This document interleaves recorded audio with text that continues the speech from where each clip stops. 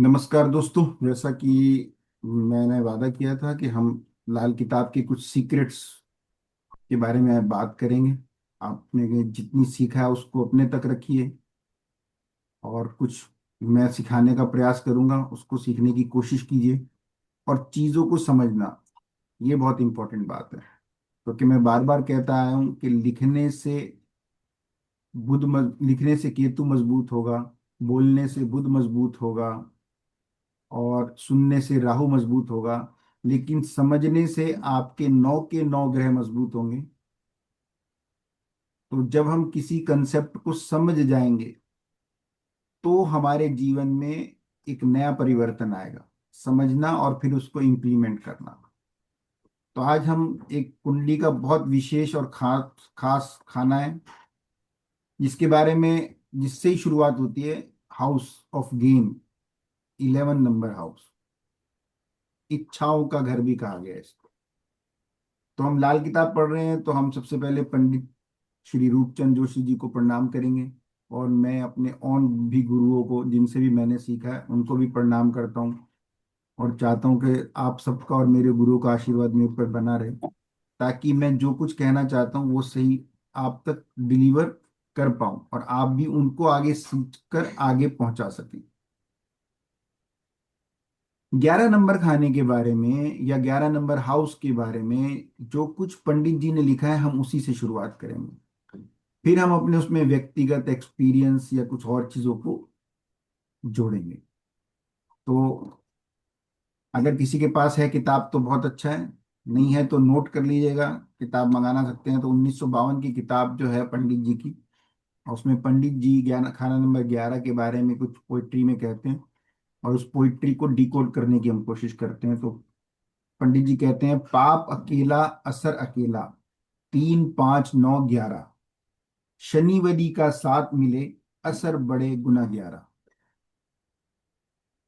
क्या क्या पंडित जी ने? पाप अकेला।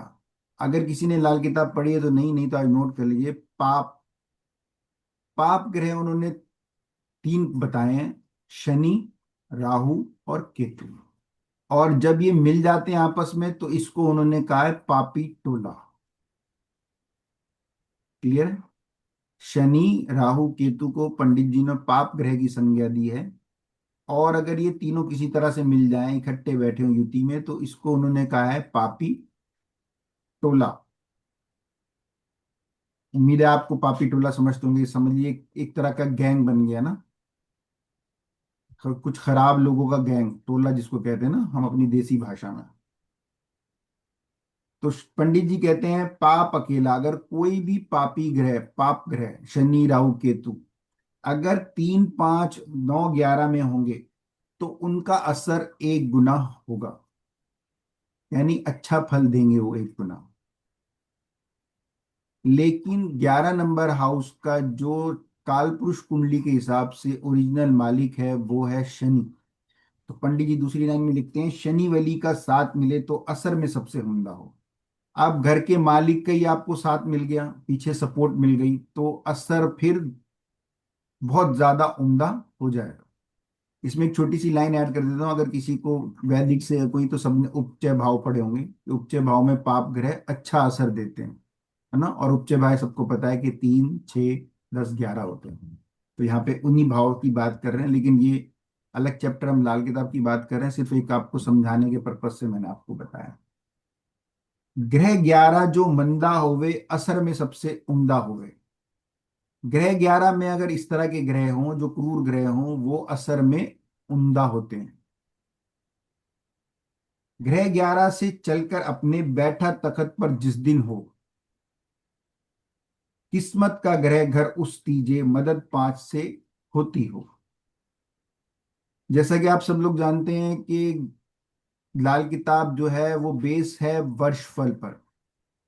आपको हर साल अपना वर्षफल चेक करना है, और उसके हिसाब से आपके साथ क्या होने वाला है ये पता चलेगा, और उसके उपाय आप करते हैं, उसकी रेमेडीज आप करते हैं।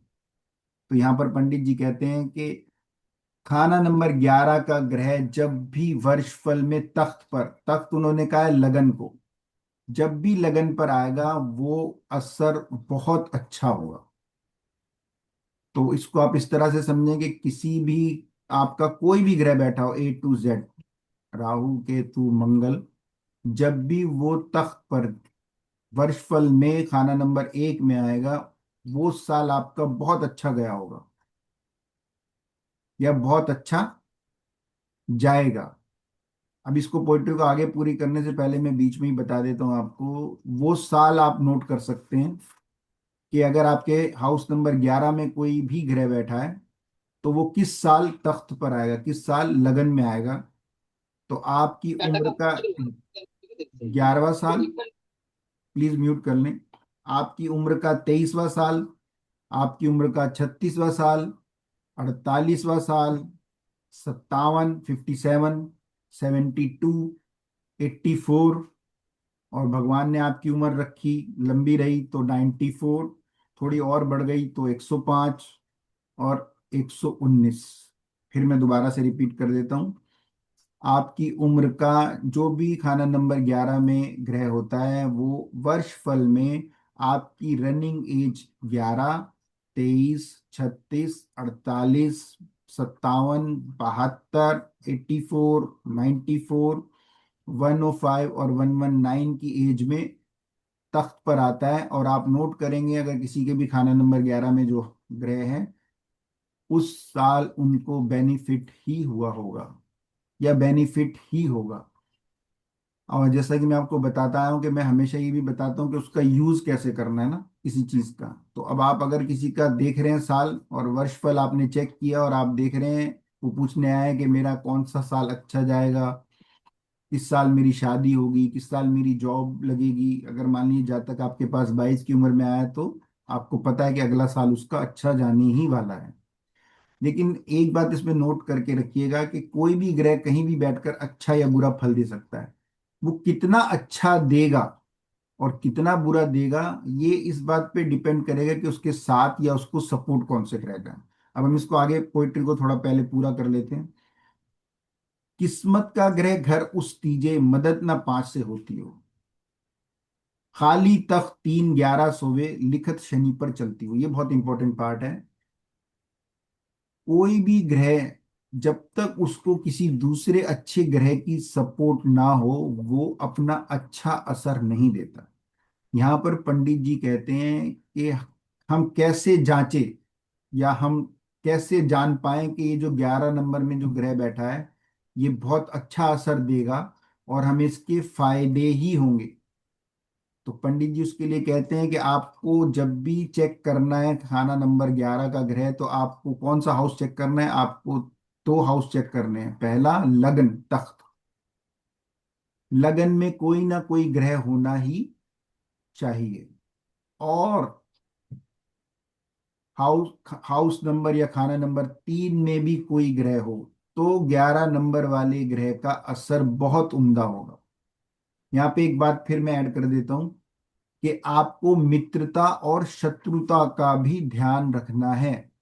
सपोज मैं कहता हूं कि 11 नंबर हाउस में राहु बैठा है और 3 नंबर में मंगल बैठा है, तो अब ये दोनों मित्र नहीं है, तो फल थोड़ा कम ज्यादा हो सकता है, लेकिन उम्दा फल की गारंटी है।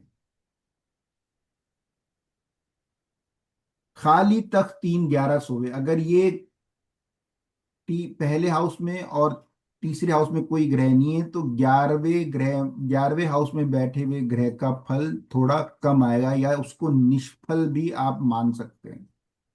इसका एक एग्जांपल मैं आपको देता हूँ पोइट्री पूरी करने से पहले। जैसे ही आप लोग या हम लोग कोई भी कोई टेवा या कोई भी कुंडली देखते हैं और हम खाना हाउस नंबर 11 को देखते हैं और हमें वहां पर, हालांकि लाल किताब किसी भी तरह का कुछ राशि नहीं मानती है ना, काल पुरुष की राशि से चलती है, लेकिन हम लोग को थोड़ी वैदिक की आदत पड़ी है। मैंने देखा कि 4 नंबर का बृहस्पति यानी उच्च का बृहस्पति 11वें नंबर हाउस में बैठा हुआ है तो मैं एकदम से भविष्यवाणी कर दूंगा ये तो बहुत अच्छा जाने वाला है। या मैं देख लूंगा कि 7 नंबर का शनि बैठा हुआ है तो मैं कहूंगा बहुत ही बढ़िया, इसको तो फायदा है। या मैंने 3 4 ग्रह उसमें देखे और एकदम से भविष्यवाणी कर दी कि ये बहुत अच्छा साल इसका जाने वाला है, और वो जहाँ तक कह रहा है कि मेरा तो कुछ है ही नहीं। तो मैंने आपको क्या बताया, दो हाउस आपको पहले चेक करने हैं, लगन और तीसरा घर। अब इसमें एक थोड़ी सी मेरी भी ऐड ऑन कर लीजिए, हालांकि आगे पंडित जी लिखते हैं उसको, पोइट्री पूरी कर लेते हैं पहले। घर तीजा जब मंदा होबे, खुद तीजा बेशक रद्दी, मौत आई आठ से रोकता हो। इससे पहले की क्लासों में भी मैं शायद आपको बता चुका हूं, और अगर नहीं बताया तो आप नोट कर लें, हम इसको अभी चार्ट पे भी लेके चलेंगे कि तीसरे घर में बैठा ग्रह वो अष्टम का अष्टम होता है, वो मौत को रोकता है। इसको कैसे यूज करना है हम अगली क्लासों में पढ़ेंगे और इसको भी यूज करेंगे। एक एग्जाम्पल देता हूं मैं आपको कि अगर आपके पास कोई जातक आया है, बहुत बीमार है, कोई उसके चांस आपको लग रहे हैं डामाडोल हैं, तो कई बार हम लोग कोशिश करते हैं कि खाना नंबर 3 में कोई ग्रह स्थापित कर दें, क्योंकि खाना नंबर 3 में जो भी ग्रह होता है उसकी उम्र तक जातक की मौत नहीं होती। एक एग्जाम्पल ले लेते हैं, मान लीजिए राहु की उम्र सबको मालूम है ना, 42 ईयर्स। Is it correct? तो थर्ड हाउस में अगर राहु होगा तो जातक की एक गारंटी कार्ड समझिए कि 42 साल की उम्र तक मौत नमस्कार सर। नहीं होगी। लेकिन ग्रह की उम्र बीत जाने के बाद कोई गारंटी नहीं होगी। नहीं है। खुद बेड़ी को पानी चलावे, डूब डुबोते वह नहीं है, ग्रह 11 घर चीज जो लावे, मौत खड़ी ही करते हैं। घर 11 में ग्रह जो आवे, तासीर शनि वह होता हो, मगर असर उस घर जावे, गुरु जहां टेवे बैठा हो। एक बार मैं इस लाइन को दोबारा रिपीट करूंगा और इसको बहुत ध्यान से समझिए, ये बहुत इंपॉर्टेंट बात कही है। हाउस नंबर 11 यानी अपने लाभ को चेक करने के लिए पंडित जी ने, घर 11 में ग्रह जो आवे, तासीर शनि वह होता हो। तासीर एक उर्दू का शब्द है, और तासीर के बहुत से लोग मतलब समझते होंगे, यानी उसमें उस ग्रह की असर होता है। जैसे कि कोई बिस्किट होता है ना, और उसके अंदर चॉकलेट में डुबो हुआ बिस्किट, तो उसकी असर कौन सा होता है? चॉकलेट का होता है ना उसके अंदर। तो खाना नंबर 11 में कोई भी ग्रह हो, वो शनि का ही असर लिए रहता है। जो भी लाभ होगा, जो भी होगा, जो भी असर होगा, वो शनि की तरह देगा। मगर असर उस घर जावे, गुरु जहां टेवे बैठा हो। ये बहुत इंपॉर्टेंट पार्ट है, आपको चार्ट पे भी लगा के बताता हूं, और वैसे भी समझने की कोशिश कीजिए कि जब भी आप खाना नंबर 11 का ग्रह चेक करेंगे तो आप दो तीन बातें चेक करेंगे। सबसे पहले आप लगन को चेक करेंगे, हाउस नंबर 3 को चेक करेंगे, और फिर उसके बाद उस घर के असल मालिक, रियल मालिक जो है वो शनि को चेक करेंगे, वो खराब अवस्था में या खराब घरों पे तो नहीं बैठा हुआ।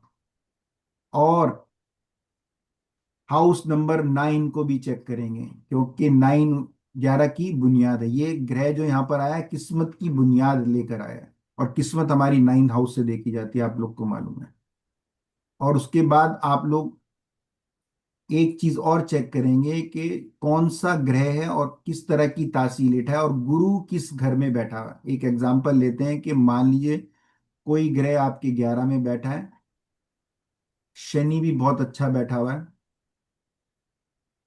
और 11वें ग्रह का फल आपको बहुत अच्छा मिल रहा है, लेकिन गुरु अपने खराब घरों में बैठ गया। एक एग्जाम्पल खराब घर का लेते हैं, अष्टम हाउस में बैठ गया।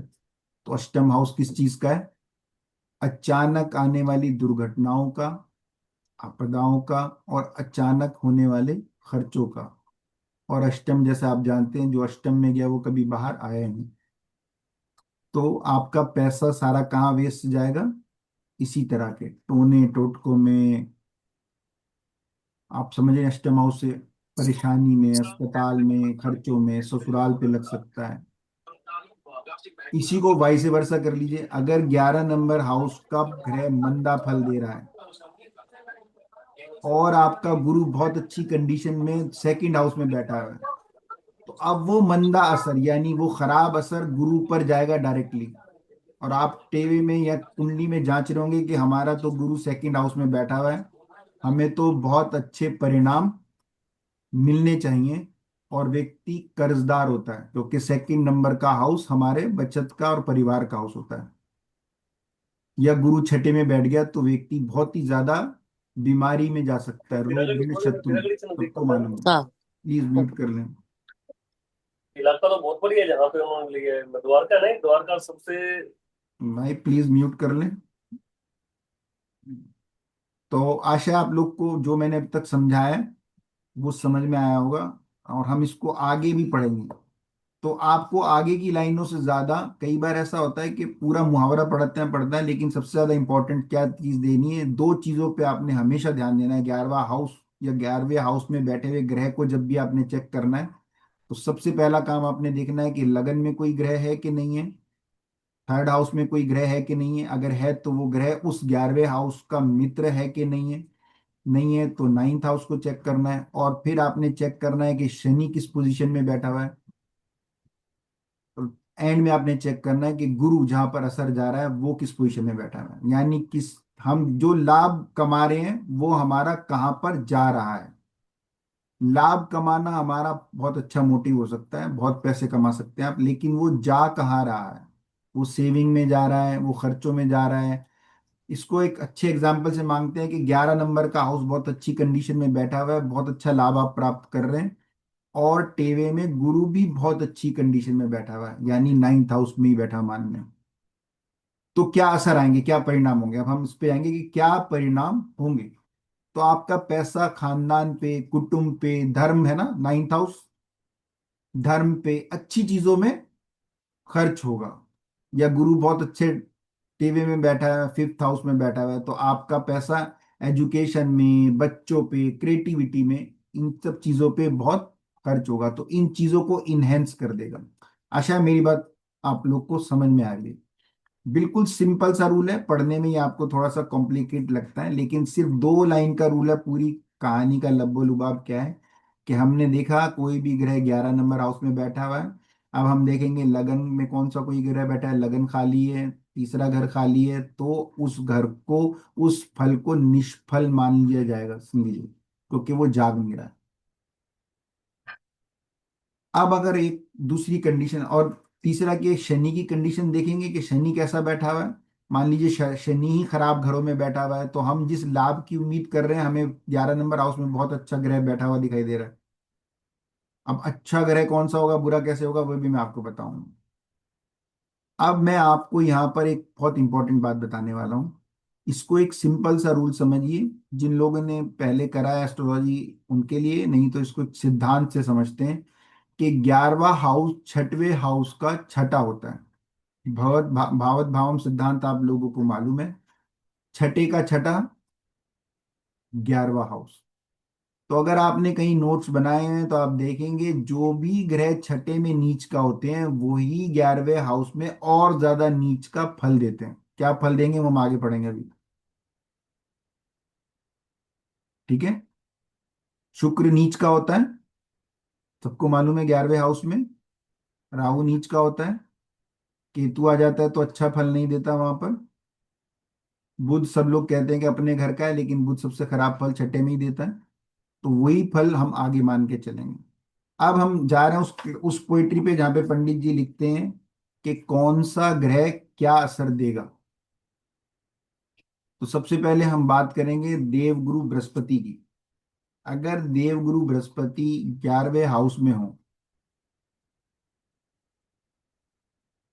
इस कहानी को कंप्लीट करने के लिए ना हमें एक बार पंडित जी की 1942 की किताब पर भी जाना पड़ेगा, कि पंडित जी ने कुछ लाइनें वहां पर भी लिखी हैं। हमें उसको भी पढ़ना पड़ेगा कि कैसा असर दे रहा है या क्या असर दे रहा है। तो 1942 की किताब में भी पंडित जी ने कुछ पोइट्री लिखी है, और उन्होंने बताने की कोशिश करी है कि 11वां ग्रह क्या होता है। तो 11वां ग्रह उन्होंने बताया ये धर्म अदालत है। यहाँ पर शनि जो है वो हल्फ उठाता है कि वो धर्म के अनुसार, गुरु की कसम, गुरु के धर्म के अनुसार ही फल करेगा। इसलिए बहुत बार मैं, आपने मेरे मुंह से सुना होगा, नहीं सुना तो अभी लिख लिए, कि इसको धर्म अदालत भी कहते हैं इस घर को। इस घर में जो भी ग्रह बैठेगा वो इंसाफ करेगा। लेकिन थोड़ा सा इसको मॉडिफाई कर लेते हैं, इंसाफ क्या, जो भी ग्रह इस घर में बैठता है वो अपने दुश्मन ग्रह को मारता है। अब कौन सा ग्रह किसका दुश्मन होता है वो हम आगे बात करेंगे। बृहस्पति अगर 11th हाउस के अंदर हो, बृहस्पति अगर आपका 11th हाउस में हो तो ज्यादा अच्छा नहीं माना गया। 11th हाउस के बृहस्पति को कहा गया, गुरु जी पंडित जी लिखते हैं, जब तक टेवे वाला खानदान में मुश्तरका रहे और पिता जिंदा हो तो सांप भी सजदा करे। ये एक कहावत है कहने के लिए, और पंडित जी कहना चाह रहे हैं कि 11th हाउस में बृहस्पति होगा तो जब तक जातक अपने खानदान या पिता के साथ रहेगा तो उसका कुछ भी बुरा नहीं होगा। सांप भी सजदा करे से एक मान के चले कि कोई बुरा करने वाला भी उसका बुरा नहीं कर पाएगा। लेकिन अगर बुरी हालत क्या होगी, पिता से अलग रहा और चाल चलन कैरेक्टर का थोड़ा ढीला हुआ, या कुंडली में कोई भी मंदे ग्रह का कारोबार कर लिया उसने, जो भी ग्रह खराब बैठा है। और अक्सर मैं एक लाइन बोलता हूँ, आप इस लाइन को हाईलाइट कर लीजिए कि जातक या हम लोग वही काम कर रहे होते हैं जिस काम के लिए हमें मना किया होता है। तो किसी मंदे ग्रह का कारोबार कर रहे हैं तो वो, या खास तौर पे ऐसा देखा गया है कि उस ग्रह के रिश्तेदार से आपका थोड़ा सा अदावत रहती है, अदावत, कुछ पंगा रहता है आपका।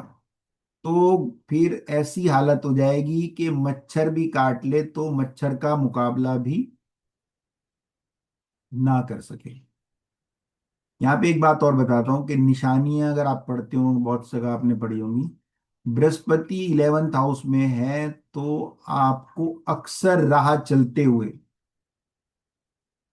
शव दिखाई देते हैं, शव यात्रा, लाशें ही लाशें दिखाई देती हैं। ये एक बड़ी निशानी है। यहीं पर ही अब आप नोट्स बनाते हैं तो हम चीजों को कंपाइल कर रहे हैं, तो मैं नहीं चाहता कि मैं बाद में आपको बताएं। तो अगर यहाँ पर आपको लग रहा है कि बृहस्पति के रिजल्ट खराब हो रहे हैं और निशानियों के तौर पे, तो इसका उपाय बताया गया है, ऑथेंटिक उपाय है कि जातक अनाथ लाशों पे कफन चढ़ाए। अनाथ लाशें, लावारिस लाशें, ऐसा सुना है ना आपने, कुछ लोग जो जिनकी मृत्यु हो जाती है और उनका कोई वली वारिस नहीं होता, है ना, नदी से निकल गई लाश या एक्सीडेंट में लाश निकली तो उस पे कफन चढ़ाते हैं। लेकिन एक बात का ध्यान रखिए, वो कफन चढ़ाने का थोड़ा सा तरीका है कि उस कफन के कॉर्नर पे आपने अपना नाम लिखना है। बेहतर तो यह कि आप खुद चढ़ाएं, लेकिन कई लोग ऐसा करते हैं कि जो मॉर्चरी होती है, क्या कहते हैं उसको, पोस्टमार्टम ग्रह को क्या कहते हैं उसको, शव ग्रह, वहां पे सब जाके ग्रह वहां पर जाके कफन दे देते हैं। उनकी मोर्चरी वालों से सेटिंग होती है। शव विच्छेदन ग्रह।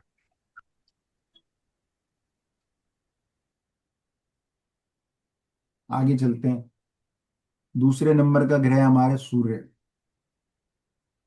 और आपको मैंने बताया कि सूर्य तो वैसे ही इंसाफ पसंद है, और यहाँ पर कहाँ बैठा हुआ है, धर्म अदालत में। तो अक्सर ये देखा गया है कि जिनका भी सूर्य 11वें हाउस से होता है, वो अगर शनि की मंदी आइटम लिख लीजिए, शराब शबाब कबाब का सेवन करते हैं तो उनको लावल्दी रहती है। लावल्दी का मतलब उनको पुत्र संतान होने में प्रॉब्लम रहती है।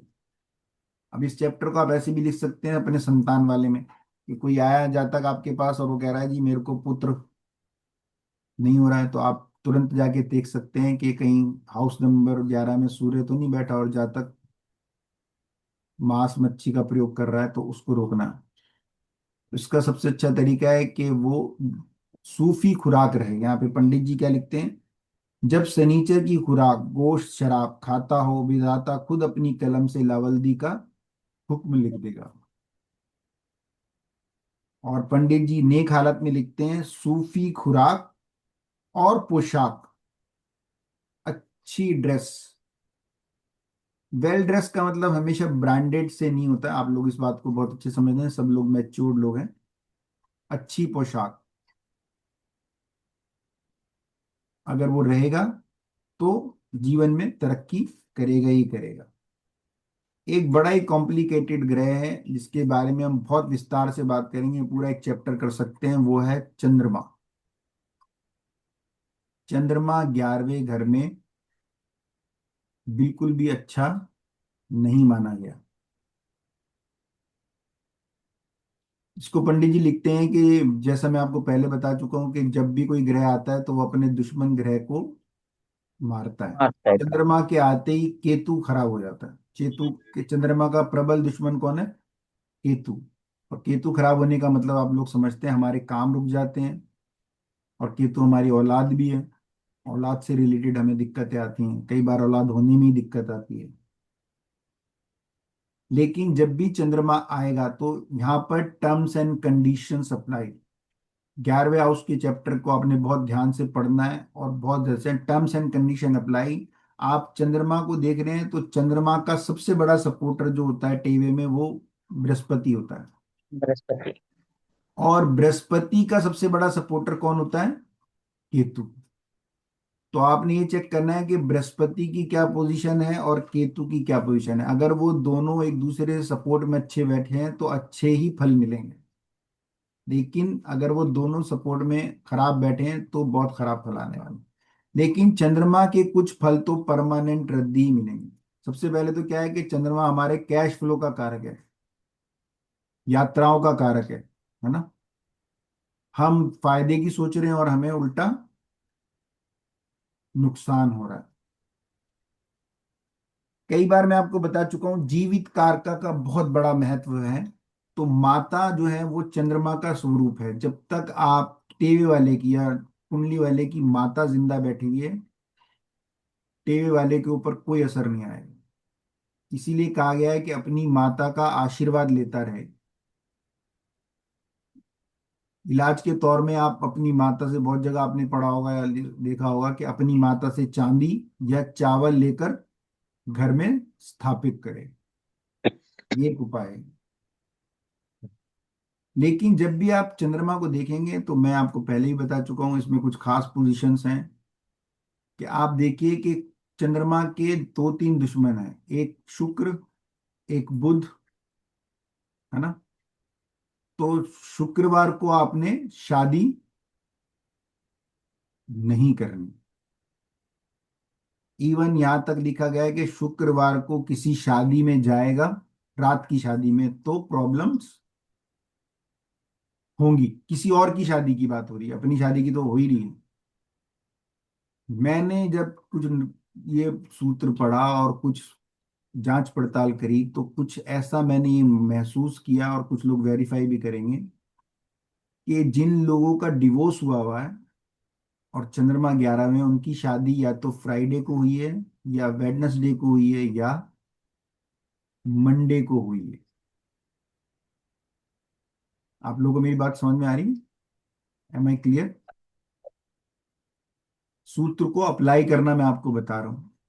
आप जब अपनी जाएंगे ना, आप लोग के पास आएंगे डिवोर्स के केस या किसी भी तरह के केस, तो आप देखिएगा उसके अंदर कि मोस्टली ऐसे लोगों की शादी फ्राइडे, वेडनेसडे या मंडे को हुई होगी। अब इसमें मंडे क्यों आ गया वो हम उसके बारे में बाद में बात करेंगे, क्योंकि शुक्र का प्रबल दुश्मन वीनस है और बुध है। एक बात इसमें मैं अपनी तरफ से ऐड कर रहा हूँ, हो सकता है कुछ किसी लाल किताबी को थोड़ा सा प्रॉब्लम लगे, लेकिन ये एक सूत्र अपना आजमाए के देखिए। आप लोग जो शादी से मतलब समझ रहे हैं ना, वही वाला मतलब। तो फ्राइडे को, आई होप कि मेरी बात समझ पा रहे हैं आप लोग। फ्राइडे में शादी से मतलब, तो जिसका चंद्रमा 11 में है उसको फ्राइडे वाले दिन शादी जैसी चीजों से भी परहेज करना चाहिए। वेडनेसडे को कोई भी मेन डिसीजन, लाइफ का कोई भी इंपॉर्टेंट डिसीजन लेने से परहेज करना चाहिए। अगला ग्रह हमारा है शुक्र। अब थोड़ा सा आप ध्यान दीजिए, शुक्र के लिए थोड़ी सी कंडीशन में हम लोग ढील देंगे, क्योंकि शुक्र जो है वो शनि का मित्र है। तो मित्र के लिए तो थोड़ी बहुत तो रिलैक्सेशन होती होती है, आप लोग को मालूम है। तो यहां पर जब भी आप देखेंगे शुक्र को, अगर आपने जांचना है तो आप ये देखें कि मंगल टेवे में कैसा बैठा हुआ है। अगर मंगल सही बैठा हुआ है तो शुक्र बहुत अच्छे रिजल्ट देगा, और अगर कहीं मंगल खराब बैठा हुआ है तो जातक बुद्धू, बुजदिल, किताब में तो हिजड़ा शब्द का प्रयोग किया गया है, इसको हम इम्पोर्टेंसी भी कह सकते हैं, इस तरह का, या धन दौलत से दुखिया होगा ऐसा लिखा गया।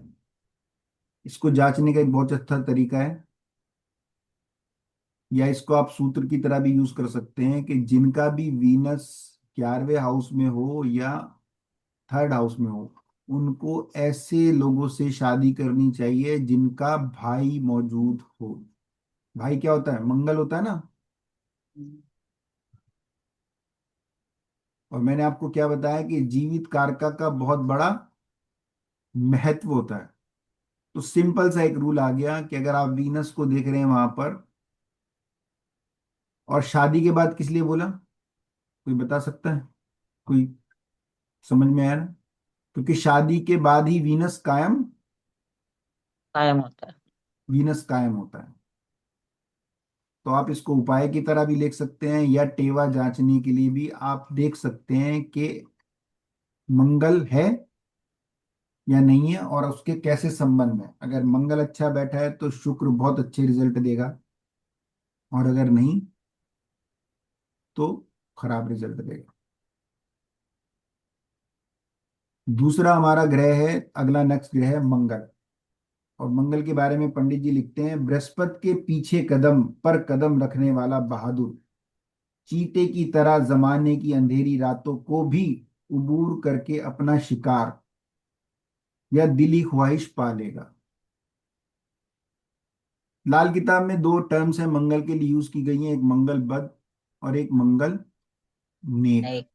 तो यहाँ पे हम मंगल नेक की बात कर रहे हैं। जब हम लाल किताब को आगे डिकोड करेंगे तो हम आगे मंगल नेक और मंगल बद को भी डिकोड करेंगे। तो ये जो मैंने आपको बात बताई है कि चीते की तरह राह चलते अपना शिकार पालेगा, यानी अपनी दिली ख्वाहिश उसकी पूरी किसी ना किसी तरह से कर लेगा। मंगल एफर्ट्स का कारक है, अपने जातक अपने एफर्ट से वो चीज को पालेगा। और मंगल बद के लिए लिखा है, वरना दुम को आग लगी हुई हालत में लंका से भागते हुए हनुमान जी की तरह समंदर में पानी अपना रिज्क और आमदन की तलाश में भागता होगा। आई होप ये जो मैंने पढ़ा है इसी को ही आप समझ होंगे। यानी जातक अपने आमदनी काम धंधे को लेकर दुखिया और परेशान ही होगा, और इधर उधर भागता होगा। अक्सर मैंने नोटिस करा है, जो मैंने अपने गुरु से पढ़ा है, एक बात और नोट कर लीजिए कि जिसका भी मंगल 11th हाउस में होता है, उसके घर में किसी ना किसी को, किसी की सडन डेथ होती है। सडन डेथ मतलब किसी को हार्ट अटैक आता है परिवार में। तो अगर किसी का हो तो प्लीज इस सूत्र को भी वेरीफाई करिएगा, और आइंदा नोट भी करके रखिएगा। अगला हमारा ग्रह है बुध। और बुध के बारे में तो पंडित जी ने बहुत ही लिखा, जब हम आगे बुध पढ़ेंगे। अभी हम सिर्फ खाना नंबर 11 की बात पढ़ रहे हैं। अभी हम आगे कौन कौन सा ग्रह है, वो क्या हाल, उसको पंडित जी ने क्या कहा है वो पढ़ेंगे। अभी हम चंद्र बृहस्पति और शनिचर से मारे हुए, यानी माता पिता के यहाँ जन्म लेने के दिन और दुनिया के गैबी अंधेरे से निकलकर आंखों के देखने के वक्त से ही दुखिया होने वाले को अपने वक्त में हर तरह और हर हालात से डूबे होने पर भी जिंदा करके तार देगा।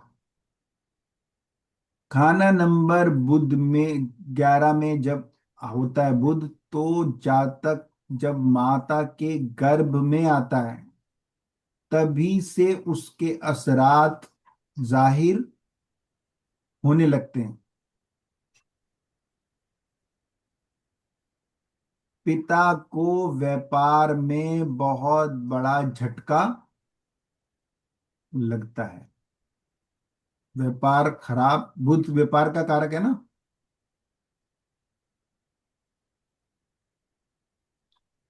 ऐसी खोटी अकल का मालिक जो पौधे को जड़ से ही उखाड़ देवे और खुद भी गिराने वाले दरख्त के नीचे आके दब मरे। ये कहावत आपने पढ़ी होगी, ऐसा आदमी जो जिस पेड़ पर बैठा है उसी को काट रहा है। जब हम बुध 11 पढ़ेंगे तो जहाँ तक उसमें पंडित जी जातक के बारे में लिखते हैं, उल्लू का पट्ठा, यानी ऐसा कुछ काम करता है जिंदगी में, सब कुछ सही चल रहा होता है, एक ऐसा छोटा सा डिसीजन लेता है आदमी, कोई बड़ा डिसीजन नहीं होता, छोटी सी गलती मगर नुकसान बहुत भारी, बहुत बड़ा नुकसान हो जाता है जातक का, होता ही होता है, ये भी लिख लीजिए। लेकिन बुध की एक खास बात यह है कि बुध एक उम्र तक अपना असर देता है, और बुध की उम्र, हम जब आगे उम्रों की बात करेंगे तो हम पूरा इसको डिकोड करेंगे, क्योंकि हम जो भी है, जहाँ कहीं से भी जो भी मटेरियल मिलेगा किताब में उसको लाके 11 नंबर से जोड़ेंगे। बुध की उम्र 34 वर्ष कही गई है। सबको मालूम है? नहीं मालूम है तो लिख लीजिए। तो 34 के बाद बुध अपना अच्छा असर देना शुरू करता है, और कई बार जातक कितने ही पूरी पूरी प्लानिटरी कॉम्बिनेशन खराब बैठा हुआ कुंडली में, एक अकेला बुध ही सबको तार लेगा, बुढ़ापे में सब कुछ पार आ जाएगा। लगा देगा। अगला ग्रह जो है वो है शनिचर, जो इस घर का मालिक ही है। खास बात है, नेक हालत में होगा। इसको आप संतान वाले चैप्टर में भी लिख सकते हैं। जिसका शनि यहाँ पर नेक हालत में होगा उसको औलाद का सुख होगा ही होगा। विधाता विधाता की तरफ से विधाता की तरफ से लावाल्दी लिखे हुक्म को भी दूर करके बच्चे की पैदाइश का हुक्म देगा, और तमाम दुनिया के जहरों और हर तरह के मुखालिफिन, मुखालिफिन कहते हैं दुश्मन, मुखालिफिन के बरखिलाफ अकेला ही हर तरह से पूरी हिफाजत करेगा, और धर्म ईमान में सच्चे होने का पूरा सबूत देगा। 11वें का शनि आपके दुश्मनों के सामने हिम्मत से डटे रहने का हौसला देता है। आपके मुखालिफ, आपके दुश्मन आपका कुछ नहीं कर पाएंगे। और पंडित जी ने कितनी बड़ी लाइन लिखी है, इसको आप थोड़ा सा ध्यान से पढ़ें। पंडित जी लिखे हैं, विधाता की तरफ से लावल्दी के लिखे हुक्म को भी दूर करके बच्चे की पैदाइश का हुक्म देगा। पंडित जी ने लिखा है कि विधाता ने अगर उसकी कुंडली में लावल्दी यानी पुत्र सुख ना लिखा हो तो भी शनि यहाँ पर आपको पुत्र सुख देगा। शर्त क्या है कि आपका शनि खराब नहीं होना चाहिए, हाँ, और शरीर खराब होगा तो क्या होगा? ऐन समुंदर के दरमियान पहुंचकर बेड़ी का चप्पू सिरहाने रखकर अचानक सो जाएगा, और अपनी आल औलाद को ऐसी अधूरी हालत में छोड़कर मरेगा कि उसकी आहों को सुनने वाला शायद ही कोई गृहस्थी मददगार या हो सकेगा। एक बात नोट करिए, ऐसा टेवे में जांचा गया है कि जिसका शनि 11th में होता है वो उस समय अपने परिवार के साथ मौजूद नहीं होता जब उस परिवार को उसकी सबसे ज्यादा जरूरत होता जरूरत होती है। आप लोग भी अब आगे एस्ट्रोलॉजी कर रहे हैं तो ये चीजें आप ऑब्जर्वेशन में करें। इसका एक एग्जांपल दे सकता हूँ, जैसे कि मान लीजिए किसी का शनि 11 में, अचानक से खबर आई कि उसका बेटा गिर गया, छत से गिर गया, चोट लग गई, वो वहां पे मौजूद नहीं था, लेकिन वो वहां पर पहुंच भी नहीं सकेगा। यानी कोई अड़ोसी पड़ोसी उसको उठाया, उसको ले गए, या एम्बुलेंस आई, या पत्नी ले गई, किसी भी तरह से वो मदद ना कर सकेगा। इसके एग्जाम्पल के बारे में हम बहुत डिटेल से बात करेंगे, और आपको मैं बहुत सारे लाइव एग्जाम्पल बताऊंगा। और मैं अक्सर, जो लोग मेरी पुरानी क्लास अटेंड करते हैं उनको मालूम है कि 11वें हाउस का शनि क्यों खराब कहा गया है। जातक के लिए कि सबको पता है कि शनि की तीसरी दृष्टि बड़ी खराब होती है, और वो तीसरी दृष्टि कहाँ पर जा रही है? लगन पर। लगन लगन। पर। तो वो डिपेंड करेगा चीजों पे। और 1 मिनट के लिए रिकॉर्डिंग पोस्ट कर देता हूँ।